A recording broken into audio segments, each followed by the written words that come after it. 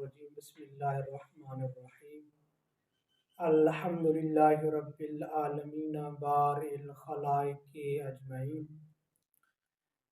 سامعین محترم، ناظرین گرامی قدر، اعمال شب قدر کچھ اس طرح کے ہیں کہ سب سے پہلے غسل کیا جاتا ہے، اور اس غسل کے بارے میں علامہ مجلسی علیہ رحمہ فرماتے ہیں کہ یہ غسل غروب آفتاب کے نزدیک کیا جائے، اور اس غسل کرنے کے ساتھ نماز مغرب کو بھی ادا کیا جائے۔ اور اسی طرح دوسرے نمبر پہ فرماتے ہیں کہ شب بیداری کی جائے، پوری رات انسان کو اللہ کی بارگاہ میں ذکر و عبادات، سجدہ اور راز و نیاز کی باتیں کرنی چاہیے۔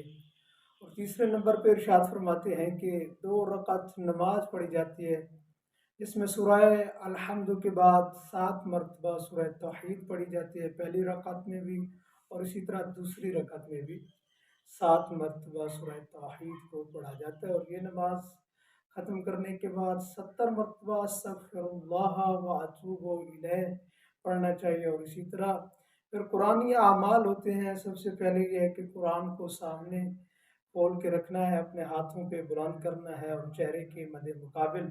پھر اسی طرح دعائیں پڑھی جاتی ہیں، اللہم انی اسألک بکتابک المنزل، اس طرح یہ دعا ہے مفاتیح الجنان میں آپ دیکھ سکتے ہیں۔ اور اس کے بعد قرآن کو سر پہ رکھنا ہے، اور اس کے بعد بھی دعا ایک پڑھی جاتی ہے، اللہم بحق ھذا القرآن۔ یہ دعا پڑھنے کے بعد چند اسماء ہیں، جیسے کہ بک یا اللہ، یہ 10 مرتبہ پڑھا جاتا ہے، اور بے محمد بے علی، یہ جو ہے 10 مرتبہ یہ پڑھنا چاہیے۔ اور یہ ذکر کرنے کے بعد، اعمال کرنے کے بعد، یہ 10 مرتبہ ذکر کرنے کے بعد انسان جو ہے اپنی حاجات، اپنی دعائیں اللہ کی بارگاہ میں پڑھے، اور جو اس کی دعا ہے اللہ سے کیا ہے وہ دعا اپنے مانگے۔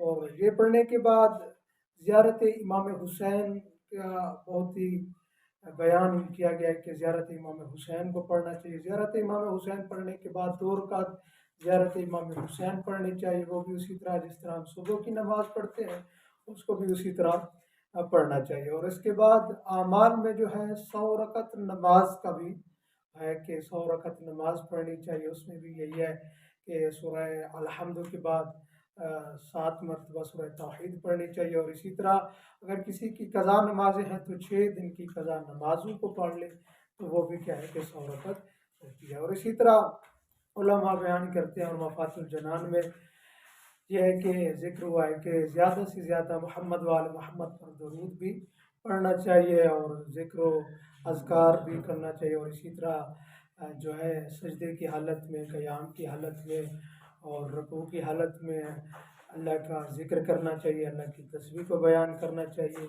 یہ اعمال جو ہے نا مشترکہ ہے، جو 19 اور 21 اور 30 اور 27 جیسے کہ مفاتیح الجنان میں بھی ذکر ہوئے ہیں۔ اور اسی طرح 21 کے اور 19 کے تھوڑے سے مختلف ہیں۔ اس میں یہ ہے کہ امام علی ابن ابی طالب علیہ السلام کے قاتل پر زیادہ سے زیادہ لعنت کرنی چاہیے۔